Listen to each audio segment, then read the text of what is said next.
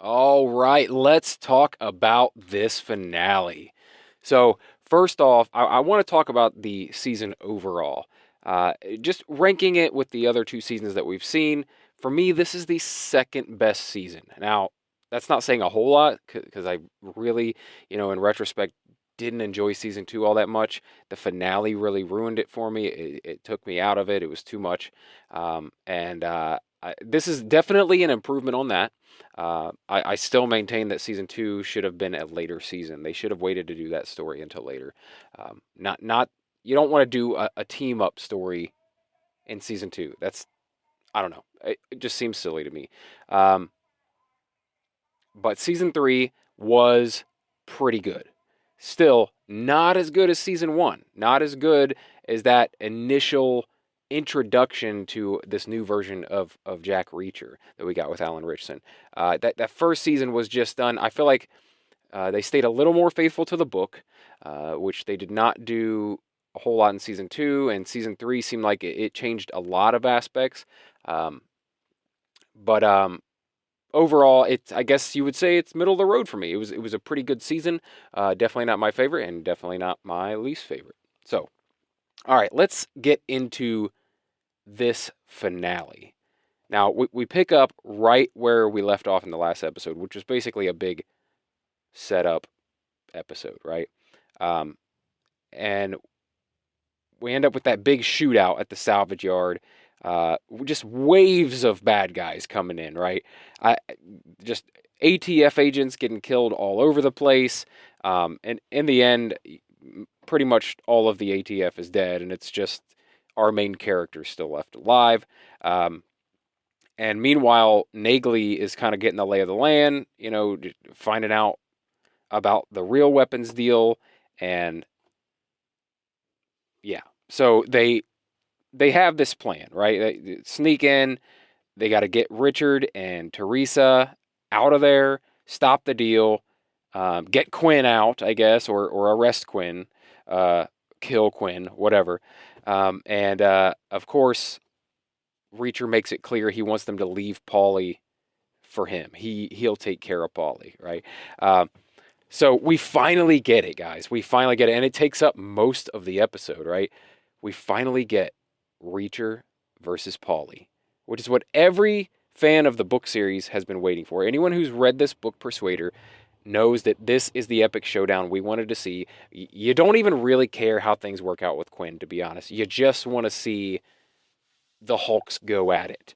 And they definitely did it big, and I feel like way bigger than they did in the book. I think I think that they kind of based this season around this. I think they knew what they were going to do with this finale because all of the fans were such, big fans of that specific scene where Reacher and Paulie get into it. Now, in the book, it's a lot quicker. It's a lot quicker of a fight, but it's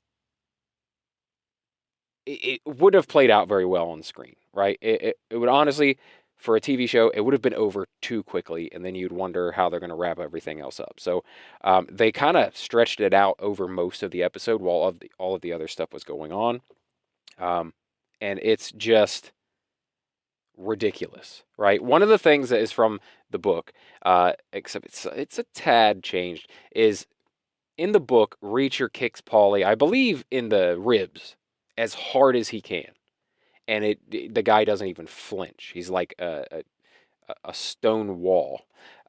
In this, he kicks him in the nuts full force, and Paulie really doesn't do much. Like he kicks him in the nuts, he hits him in the face, and Paulie just smiles at him. So you know he's gonna be in for like Reacher's got to pack a lunch for this one.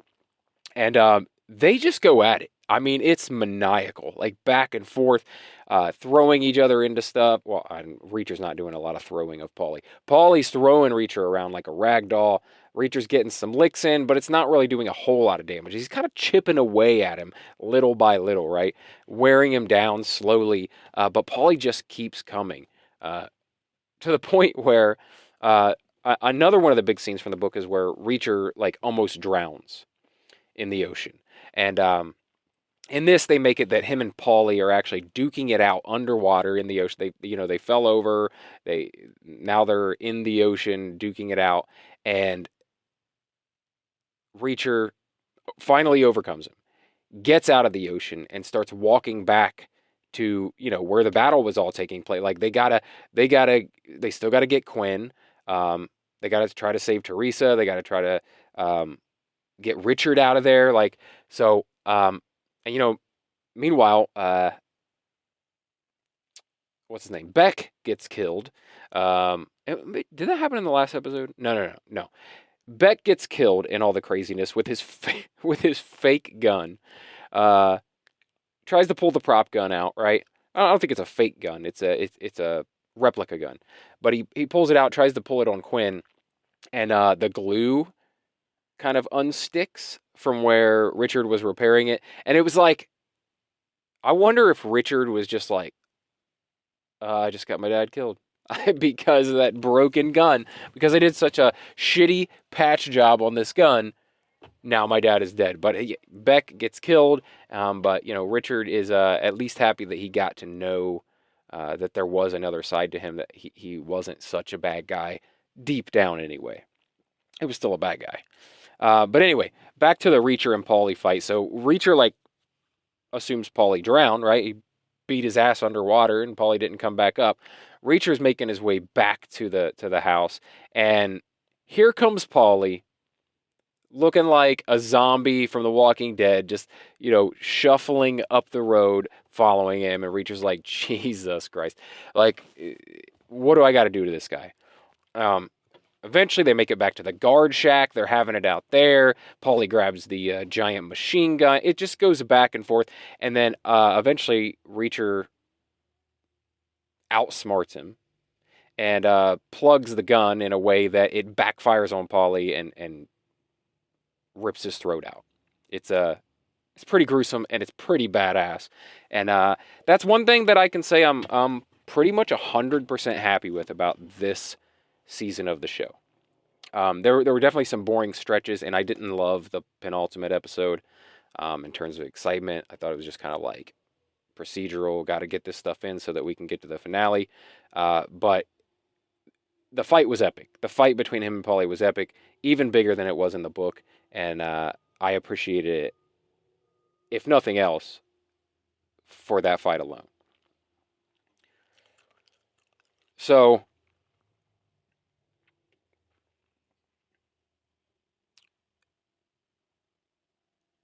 Nagley had like snuck into the house, and she's like trying to infiltrate this party or whatever. I'm jumping around here, I know. And I love what she does, where she acts like she literally, like, legitimately belongs there and convinces people that she actually belongs there. Um,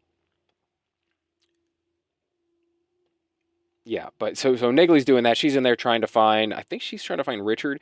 Meanwhile, Quinn and Richard are going at it. Quinn killed Richard, and then Duffy. Obviously, she's searching for her CI, right? She's in there trying to find her informant. Eventually finds her and saves her. Kills the guy that was the Russian guy who was going to have sex with her, rape her, I guess, and takes him out and rescues Teresa. So Teresa makes it out. Beck does not. What else? Teresa makes it out. Beck doesn't make it out. Quinn almost makes it out, but they get his ass. Reacher's like walking out with Quinn. He's going to take care of him. And here come the Russians. They pull up, or the Yemenis. I don't know. The Russian guys, right? The weapons deal guys. They come up and they're like, "Well, Quinn's ours because he fucked us over." And Reacher's like, "No. Quinn's mine." But the Russians are like, "But we have all the guns." Then Nagley comes out. Duffy comes out. What's his name? The other guy that's with them comes out, and they realize they're surrounded by Reacher's guys. So they eventually come to an agreement where they're just like, you know what? As long as this guy gets what he deserves, we don't really care.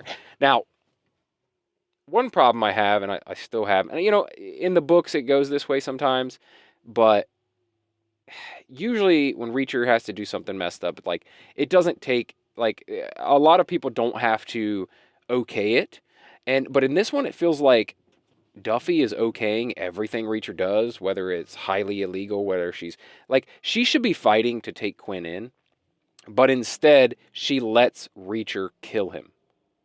Like it's ridiculous. I just think that aspect of the show is ridiculous. I know a lot of people love Duffy. Um, wasn't my favorite character. She wasn't my favorite. Like she was all right, but like of Reacher girls, nah. She's you know how Bond has girls, right? There's Bond girls, there's Reacher girls, and as Bond girls or as Reacher girls go, Duffy not one of my favorites. But anyway, in the end, Richard gets to start a new life, basically. He takes a big duffel bag full of money. He has nothing left here. His dad is dead. No one's after him anymore. And he takes off in one of the cars and kind of like, I'm going to start a new life. And Reacher says goodbye to Duffy, on to the next one. And what I found a little weird is that, because in the books, Reacher is like, uh, notably not a driver, doesn't really love driving, isn't that great at it. But in this series, he's like awesome at driving whenever he needs to be. And I don't know if he's ever ridden a motorcycle in the books, but in this series, he takes one of Beck's motorcycles and just cruises off into the sunrise. And I'm like, I don't know if I like that. Like, I like seeing Reacher get on a bus. That's the Reacher. Or walking down the road with his thumb out. Not taking a motorcycle. But anyway, maybe he did take a motorcycle in the book. I can't remember. It's been a few years since I read it. I'll probably go back and revisit it now because for me, it definitely is the better version of this story. But, Reacher takes off in a very stereotypical motorcycle driving off into the sunset. And maybe it's sunrise at this point because they've been fighting all night. But yeah, they wrap it up and Reacher's on to the next town, to the next adventure, which I don't know what it's going to be yet, but they usually announce it fairly soon. They may have already announced it and I missed it. They usually announce it fairly soon after the finale of the season what the next one's going to be. They've done that the past two times, and we know that they're currently about to start working on season 4. So I'm excited to find out what book they're going to cover. I hope it's one of my favorites, 61 Hours or A Wanted Man. Worth Dying For. Those are my top 3. I hope it's one of them. But at the same time, I don't know if they're going to do it justice because the series, as good as it's been, and as true to life as you can get Reacher as Alan Ritchson is, it's just not going to be as good as those books that they're trying to recreate. It's just not. So if you're a fan of this series and you don't mind reading books, hey, go check out the books, get the audio version if you need to. But I'll tell you, the book versions are better of every single one of these seasons.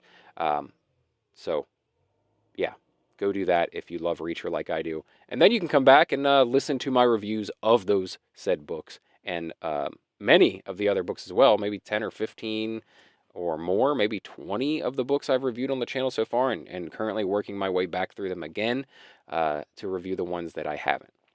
Anyway, if you're interested in that, please stick around, subscribe to the channel. I'll definitely be covering the news when it drops about what book they're going to cover in the next season. I'll definitely be reviewing the next book that comes out in November. So stick around if you're a Reacher fan. I'd love to have you. I'd love to have you to chat with back and forth here. That's not all I do here. I cover a lot of entertainment and pop culture, but Reacher is my main man. Like, that's one of the main things that I cover here, and I cover everything Reacher that comes out. So, yeah, subscribe for more. Thank you for watching, and if you do decide to subscribe and stick around, then I will talk to you again real soon. Thanks.